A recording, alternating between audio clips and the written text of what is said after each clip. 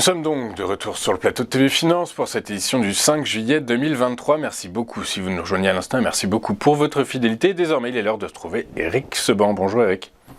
Bonjour. Bonjour, merci d'être avec nous. Vous êtes trader, formateur et coach. Eric, le CAC continue son mouvement de latéralisation. Juste, c'est l'amplitude qui est plus élevée, qui est plus importante. Mais sinon, j'ai un peu l'impression qu'on va continuer à évoluer entre des bornes qui sont clairement définies aux alentours de 15 950, 16 500. C'est exactement ça. Le DAX maintenant évolue dans une zone plus large que les deux zones d'évolution précédentes qui étaient 16 000, 16 250, c'était assez étroit.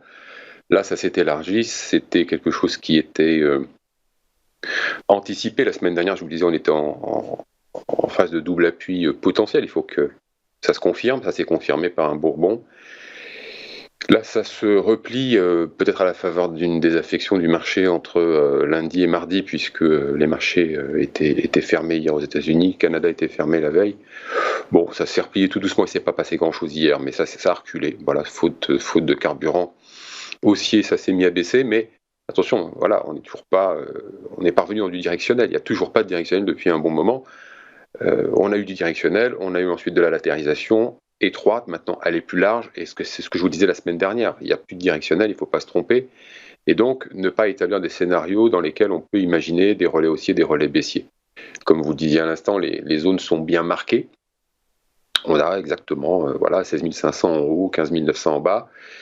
Le range maintenant il est matérialisé, puisqu'on a eu le rebond la semaine dernière, et maintenant qu'on a bien justement la vision de ces bornes, on peut établir d'autres scénarios à base d'options. Celui de la semaine dernière, achat d'options call en bas a rapidement payé. Si on a pu tirer la trappe, si on n'a pas fait, c'est pas grave, on a encore de bonnes chances de retourner vers le haut de la zone.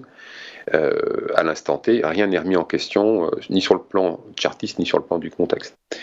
Ensuite, les achats d'options, parce qu'en fait, une fois qu'on a les deux bornes du range, on peut travailler plusieurs stratégies d'options. On peut travailler les stratégies qui consistent à viser que le DAX va rester à l'intérieur de cette zone. Généralement, ce qu'on fait, c'est plutôt... quand on sait le faire, c'est des ventes d'options, mais de toute façon, ce n'est pas le bon moment pour le faire parce que la volatilité est beaucoup redescendue. Donc, quand la volatilité est basse, les options valent pas cher, les vendre, ça rapporte pas beaucoup. Surtout au regard du risque-prix, puisque quand on vend des options, c'est pour ça que je déconseille de vendre des options absolument, si vous ne savez pas le faire, il ne faut pas vendre des options parce que vous ouvrez un risque quasiment illimité. Donc, au regard du risque-prix par rapport à ce qu'on va gagner, ça vaut pas le coup. Donc, viser de rester à l'intérieur du range à base de vente d'options, c'est pas bon. Par contre, viser le scénario de rester à l'intérieur du range en achetant des calls en bas, en achetant des puts en haut et à chaque fois en les revendant quand on a fait l'autre borne du range, ça c'est très bon parce que comme la volatilité est faible, encore une fois, les options sont pas chères. Donc, acheter des options ne coûte pas très très cher. Le risque-prix lui est très faible au regard du gain que l'on peut faire. Là, c'est vraiment une meilleure affaire. Ensuite, il y aurait aussi la possibilité de jouer des sorties de cette zone de latéralisation, mais ce n'est pas mon scénario premier, vous le savez bien, puisque depuis des semaines, des mois maintenant, je vous dis que les conditions ne sont pas réunies pour qu'on ait du relais haussier ou du relais baissier, donc jouer une extension en sortie de cette zone 15 900, 16 500, c'est pas le scénario qu'il faut privilégier.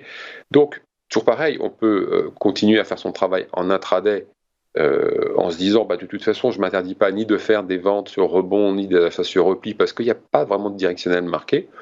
On peut garder en tête que on vient d'en bas, depuis octobre on n'a fait que monter, même si la hausse s'est construite un petit peu de façon un peu chaotique par moment.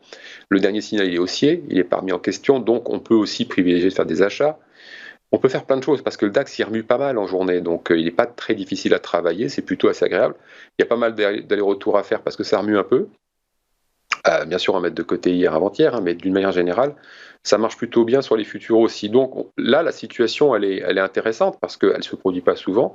On a des conditions de volatilité basse, donc des conditions qui sont favorables aux stratégies d'achat d'options, des bandes qui sont clairement identifiées, suffisamment larges pour justement avoir la possibilité d'avoir par un rebond rapide ou un retracement rapide, une appréciation du prix des options rapide et important. Donc, travailler du futur en intraday, plus travailler les options pour des scénarios à plus jour. La situation est vraiment très intéressante en ce moment pour gagner de l'argent de partir en vacances. Bah écoutez, c'est ce qu'on souhaite à tout le monde. Du coup, bah écoutez, on comprend, situation intéressante et effectivement, cet élargissement des bornes permet de justement d'avoir des amplitudes, des probabilités de gain un peu plus fortes. Du coup, c'est ce que vous nous dites? Ouais, c'est ce que je vous disais aussi il y a 2 semaines, c'est-à-dire que on n'a plus de directionnel, mais ça n'empêche pas de travailler. Et ça n'empêchera pas de travailler personne, en fait. On va juste réadapter les stratégies et le fait que le marché n'ait pas de direction, bah voilà, maintenant que c'est constaté et qu'on connaît la délimitation des bornes, alors évidemment, il y aura toujours des tentatives, hein, mais le contexte nous indiquera si on peut les prendre au sérieux ou pas. Ça n'empêche pas de travailler, donc ça peut perdurer. C'était ça mon propos il y a plusieurs semaines. Et très grave, bah effectivement, c'est ce dont on est en train de s'apercevoir en tout cas. Merci Eric d'avoir été avec nous ce matin. Eric Seban, trader, formateur et coach qui nous accompagne tous les mercredis dans Chronodax pour décortiquer, analyser les premiers mouvements à la bourse de Francfort. On marque une page de publicité, on se retrouve juste après avec les Market Movers de Daniel Cohen de Lara. A tout de suite sur Téléfinance.